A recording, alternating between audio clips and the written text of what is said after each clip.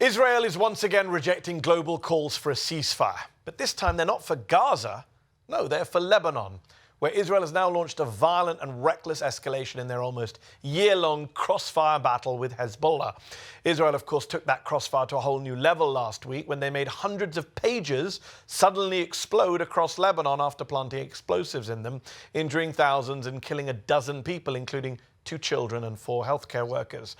Not only did Israel then continue to set off even more explosives in Lebanon in what they claimed was the targeting of Hezbollah fighters, but this past Monday they went even further, launching the most horrific and deadly airstrikes in Lebanon yet, killing even more civilians and overwhelming the country's hospitals.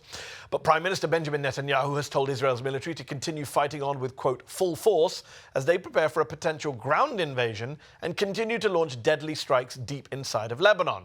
So, as Israel engages in a new wave of blatant propaganda to try and justify the spilling of even more Arab blood, here are the 5 things that they're not telling you about their horrific assault on Lebanon. The 5 things you need to know to cut through the BS. Number 1, most of the attacks have been from Israel, not Hezbollah. Despite what Israel wants you to believe, this is not a case of a besieged Jewish state suddenly defending itself after showing restraint for months and months. No, since the fighting between Israel and Hezbollah began on October the 8th, Israel has carried out 82% of all the attacks between the two sides, according to ACLAD, a very respected non-profit monitoring group, which has even been funded by the US State Department and the German government in the past. Oh, and those numbers don't even include the pagers and walkie-talkies that blew up and killed people, or even the huge numbers of Israeli strikes from this past week that killed huge numbers of people. So can we please stop talking about Israeli restraint? Number 2, and on that note, Israel is killing Lebanese civilians. A lot of them. Just take a look at Monday, when Israel's airstrikes on Lebanon killed over 550 people, including 50 children and 94 women, marking Lebanon's deadliest day in decades. And no, the rest of those killed weren't a bunch of Hezbollah fighters either. According to Lebanese Health Minister Dr. Firas Abiad, the, quote, overwhelming majority, if not all, of the dead were civilians. And before people try to dismiss those numbers, as they do in Gaza when they say you can't trust a Hamas-controlled health ministry, the health ministry in Lebanon isn't controlled by Hezbollah, and Dr. Abiad is not affiliated with Hezbollah in any way. Don't just take it from me, take it from the super pro-Israel New York Times, which pointed out that Dr. Abiad is generally considered apolitical and won praise and prominence for his data-driven assessments during the coronavirus pandemic. Number 3, the human shields excuse really doesn't work in Lebanon.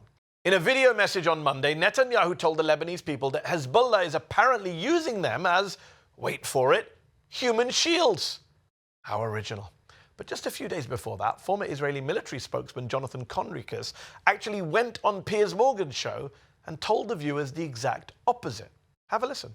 Here in Lebanon, until now, the situation is that Hezbollah has so far distinguished itself from civilian population. Israel has been able to take out more than 500 Hezbollah operatives and with absolutely minimal collateral damage in Lebanon. Hezbollah hasn't been hiding amongst civilians yet.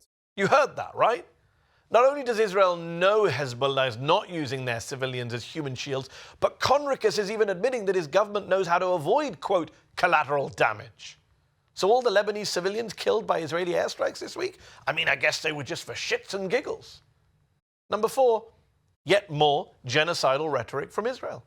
The Israeli government wants you to believe that this is all about security, about protecting ordinary Israelis at the northern border, and that this war isn't against Lebanon or the people of Lebanon, but only against Hezbollah. The problem is that, like with Gaza, their ministers can't stop sounding genocidal in public when they talk about Lebanon. Just have a listen to what Israel's education minister, Yoav Kish, had to say on a live television interview just a few days ago. אין שום הבדל בין חיזבאללה ללבנון. לבנון תושמד לאור כמו שהדברים... לא תהיה אותה לבנון כמו שהם מכירים. אני לא הולך להתעסק בצייד קטיושות של חיזבאללה. את המחיר לתוקפנות מאדמת לבנון תשלם מדינת לבנון. Annihilated, he said. Annihilated. Yes, despite Netanyahu claiming that Israel's war is just against Hezbollah, Kish purposely made it clear, very clear, that in reality they're not even going to try and do targeted attacks on only Hezbollah. Their plan is to do to Lebanon what they've done to Gaza, plain and simple. Then there is Israel's Diaspora Affairs Minister, Amichai Chikli, who took to Twitter and claimed that, quote, Lebanon, even though it has a flag and even though it has political institutions, does not meet the definition of a country. How's that for genocidal? Lebanon isn't even a real country, apparently. Sounds like Vladimir Putin talking about Ukraine. Chikli went on to propose kicking Lebanese citizens, the Shia ones, out of parts of southern Lebanon and turning those parts into, quote, buffer zones, which would be controlled by the Israeli military, and which we know is just a polite code word for ethnic cleansing, followed by illegal Israeli settlements. Number 5, you want to talk about terrorism? It's Israel that's committing terrorism. Let's state the obvious. If Hezbollah set off a pager to explode in an Israeli grocery store or in an American hospital, there's no way that American senators like John Fetterman would have praised those attacks. They would be denouncing them as a new age of illegal terrorism. They'd be calling in the CIA.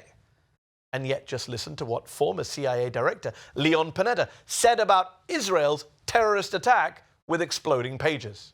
The ability to be able to place an explosive in technology that is very prevalent these days, and turn it into a war of terror, really, a war of terror. This is something new. Is it terrorism? I don't think there's any question that it's a form of terrorism. Yes, even the former director of the CIA thinks Israel has opened a new Pandora's box when it comes to acts of terror. But hey, it's all just self-defense, right? Look, as we've seen with Gaza, no matter how horrific or violent or illegal Israel's attacks get, no matter how genocidal the Israeli rhetoric gets, the Israeli government will always find a way to play the victim card and get the uncritical and credulous support of both Western politicians and Western media. We already have over 40,000 dead in Gaza. To avoid a similar number in Lebanon in the coming days and weeks, all of us need to make sure that our leaders and influencers don't fall for the same pro-war propaganda again. Did you like this video? Don't forget to subscribe to this YouTube channel and turn on notifications. For exclusive content and to support our independent, unfiltered journalism, head over to zeteo.com. Your support matters.